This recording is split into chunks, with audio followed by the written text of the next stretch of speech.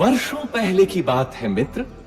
महान कोसल राज्य पे रघुवंशी राजा दशरथ का शासन था।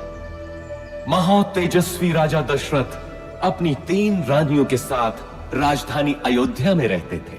हर सुख था उनके जीवन में, संतान सुख के अतिरिक्त। विधाता ने उन्हें संतान सुख से वंचित कर रखा था। इसके लिए उनके राजगुरु आचार्य वशिष्ठ ने पुत्रेष्टि यज्ञ की सलाह दी।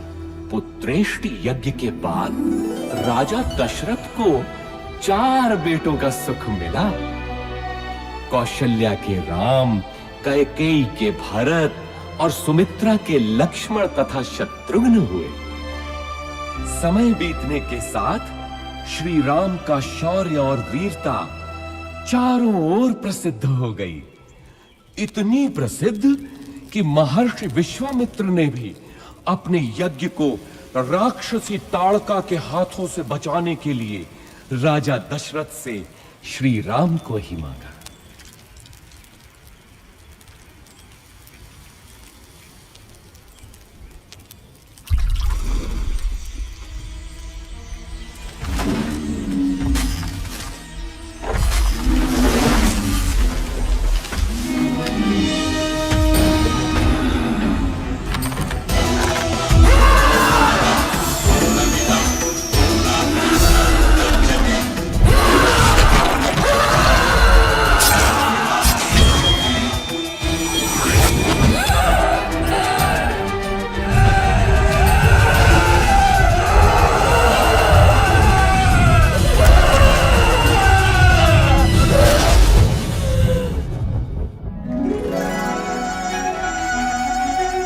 इसके बाद श्री राम और लक्ष्मण को महर्षि विश्वामित्र अपने साथ मिथिला ले गए, जहां राजा जनक ने अपनी पुत्री सीता के स्वयंवर का आयोजन किया था। स्वयंवर का लक्ष्य था महादेव शिव के विराट धनुष सुनाभ की प्रत्यंचा चढ़ाना। बड़े बड़े महारथी धनुष को हिला भी नहीं पाए थे।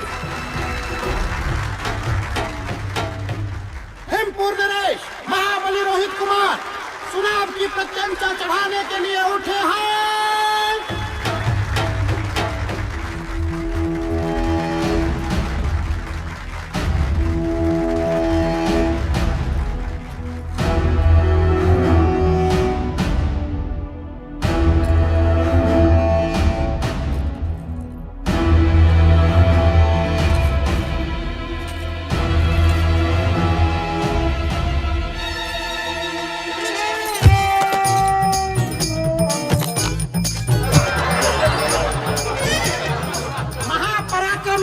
रोहित कुमार पराजित हुए। बचपन में जिस धनुष को मेरी पुत्री सीता खेल खेल में ही उठा लेती थी, क्या उसकी प्रत्यंचा चढ़ाना भी किसी क्षत्रिय के वश में नहीं रहा? क्या संसार में कोई नहीं जो सुनाभ की प्रत्यंचा चढ़ा सके?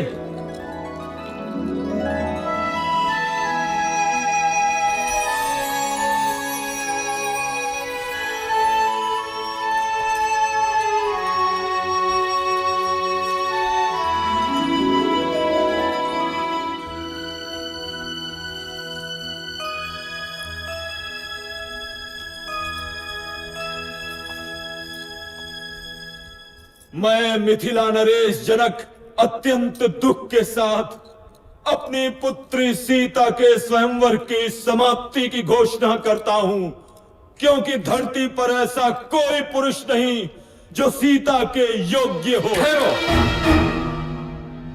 धरती वीर पुरुषों से रिक्त नहीं। जब तक दशरथ पुत्र है तब तक तो नहीं। ताड़का का वध किया है मेरे भैया राम ने।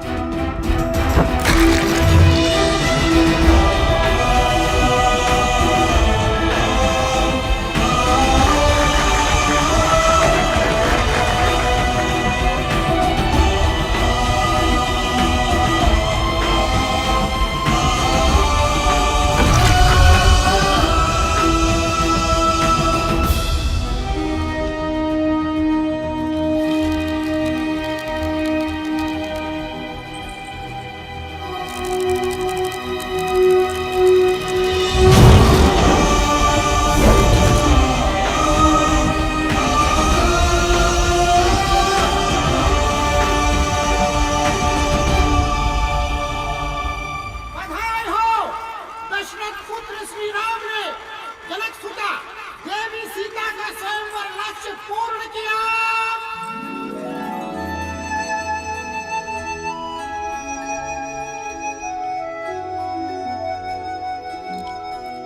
राम सीता विवाह के साथ तो जैसे अयोध्या में सौभाग्य की वर्षा ही हो गई। लक्ष्मण, भरत, शत्रुघ्न तीनों का विवाह सीता की बहनों क्रमशः उर्मिला, मांडवी और श्रुत कीर्ति से हुआ।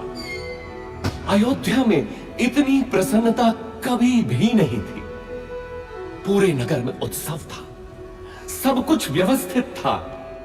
प्रजा राम को अयोध्या के होने वाले राजा के रूप में देखने लगी। राजा दशरथ भी वृद्ध हो चले थे। कैकेयी, मैं सोचता हूँ राम को उत्तराधिकारी बनाकर राजकाज से मुक्ति पालूं। अति उत्तम विचार है महाराज। यही उपयुक्त समय भी है कि आप अपना उत्तराधिकारी घोषित करें और राम इसके लिए सबसे योग्य है। लेकिन भरत और शत्रुघ्न तो ननिहाल गए हैं। तो क्या हुआ? राम उनका बड़ा भाई है। फिर राम तो सर्वगुण संपन्न है। मैं आज ही घोषणा करता हूँ। सुनो सुनो सुनो, समस्त अयोध्या वासियों को ये शुभ समाचार है कि महाराजा धीराज दशरथ ने युवराज राम के राज्याभिषेक का निर्णय लिया है।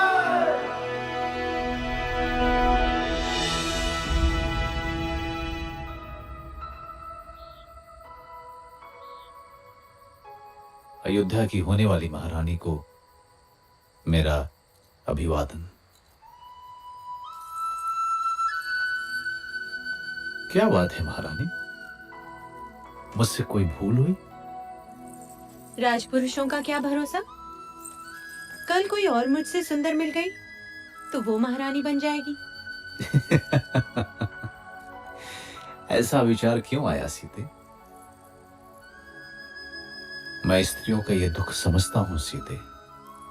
मैंने स्वयं अपनी मां को इस चक्र में फंसे हुए देखा है।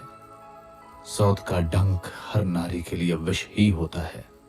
तुम नहीं जानती सीता, मैंने बहुत पहले ही ये व्रत ले लिया था कि मेरी एक ही पत्नी होगी। संसार की कोई भी नारी मेरा ये व्रत भंग नहीं कर सकती। मेरे जीवन में एक ही स्त्री है और वो हो तुम। स्वामी, मैं भी प्रण करती हूँ कि सुख हो या दुख सदैव आपके साथ ही रहूंगी। अब तो अभिवादन स्वीकार करो महारानी। परंतु जीवन इतना ही सरल होता तो वो जीवन चक्र न कहलाता। सौभाग्य बीत चुका था और दुर्भाग्य ने अयोध्या के राजभवनों में